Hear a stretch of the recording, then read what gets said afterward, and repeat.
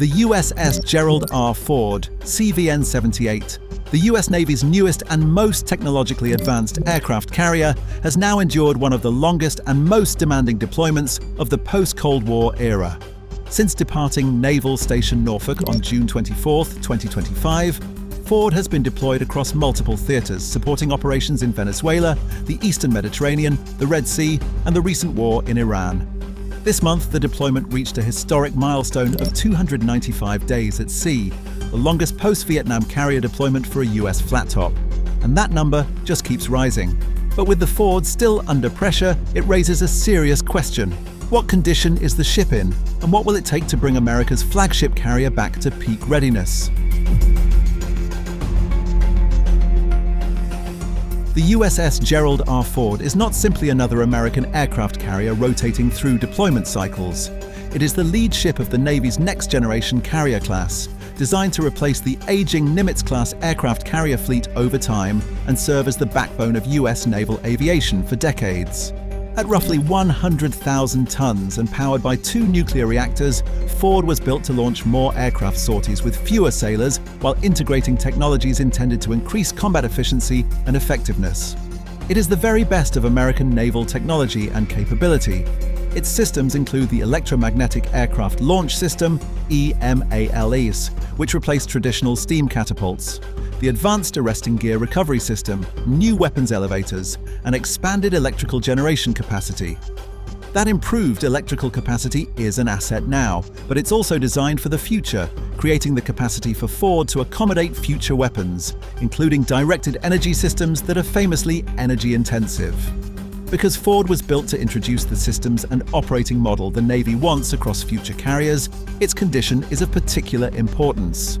Heavy wear on the USS Gerald R. Ford is not just damage to one overworked ship, but a strain placed on the class Washington expects to form the backbone of American naval power for decades. And the more damage that's done, the harder it may be to accurately determine how well a carrier like this performs when properly maintained and on time. So far, the Ford has been deployed for far longer than expected, and despite recent repair work in Split, Croatia, it has still not undergone its overdue maintenance work. Ford departed Naval Station Norfolk in June 2025, beginning what was expected to be a standard deployment. Instead, it became an unusually long, multi-theater mission, the result of the Navy's shortage of available carriers and the rising number of global crises. Throughout its record-setting deployment, the Ford and its carrier strike group have operated in the Atlantic, Mediterranean, Caribbean, and later the Eastern Mediterranean and the Red Sea. It has seen thousands of aircraft launched and recovered, sustained reactor operations, and constant use of radar and command systems. There has been continuous strain on its catapults and arresting gear, non-stop movement on its deck surfaces and elevators, and its supporting crew of more than 4,500 sailors has been put under similar pressure. Long deployments also produce damage that may be less visible. Saltwater corrosion, for example, accumulates around exposed fittings and aviation spaces. Flight deck non-skid surfaces also degrade under repeated jet blasts, and hydraulic systems age faster under constant use.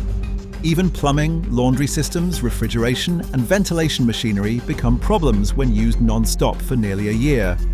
And the deployment also occurred during an era when Ford repeatedly traveled long distances to address geopolitical events rather than following a predictable schedule. May be operationally useful in the short term, and Ford has proved its worth, but it is expensive in the long run.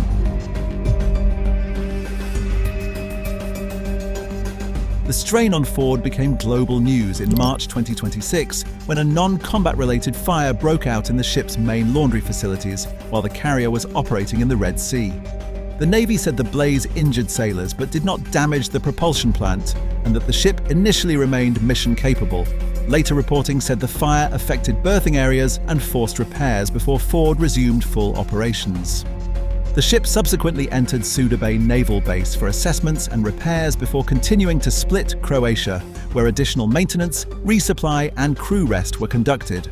Not only has the Ford suffered a fire, but it began its deployment after years of well-documented teething problems involving some of its signature new systems. EMALS suffered reliability shortfalls in early testing, while the advanced arresting gear also required redesign and further development before meeting performance targets. Separately, the ship's advanced weapons elevators were the cause of repeated delays.